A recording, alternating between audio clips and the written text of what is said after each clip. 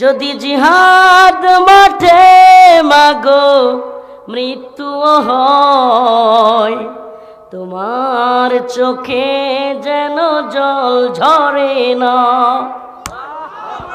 যদি জিহাদ মাঠে মাগো মৃত্যু হয়, তোমার চোখে যেন জল ঝরে না। কিয়ামতে পরিচয় দিবে তুমি, আল্লাহ আমি শহীদের মা। যদি জিহাদ মাঠে মাগো মৃত্যু হয়, তোমার চোখে যেন জল ঝরে না। কিয়ামতে পরিচয় দিবে তুমি, আল্লাহ আমি শহীদের মা। আমাদের মাদেরকে, আমাদের বোনদেরকেও, আমাদের পরিবারকে অমন হতে হবে। ছেলে শহীদ হয়ে গিয়েছে, শুকরিয়া আদায় করবে আমি শহীদের মা। আমি আমার মাকে এভাবেই বলি আলহামদুলিল্লাহ। আপনি তৈরি হয়ে যান, দ্বীনের রাস্তায় আপনার ছেলে শহীদ হলে আপনি গর্ব করে বলবেন আমি শহীদের মা।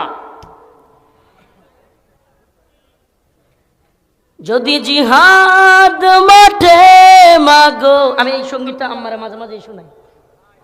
যদি জিহাদ মাঠে মাগো মৃত্যু হয়, তোমার চোখে যেন জল ঝরে না।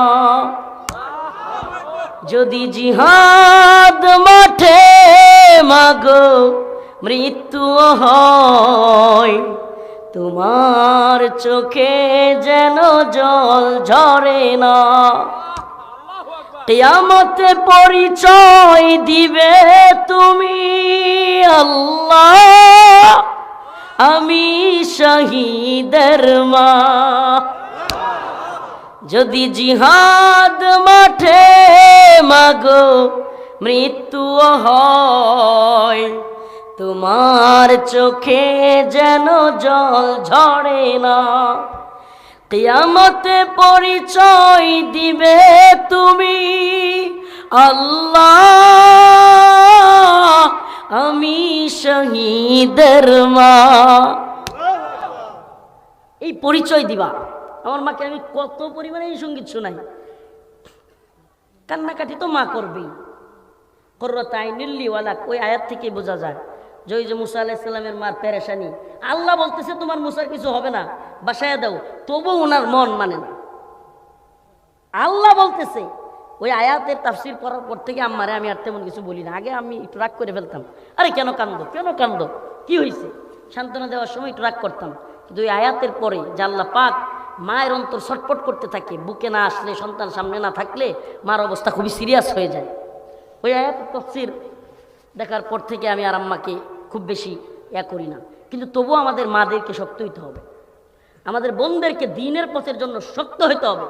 আর সাহাবায়ে কেরামের ইতিহাস দেখেন আপনারা।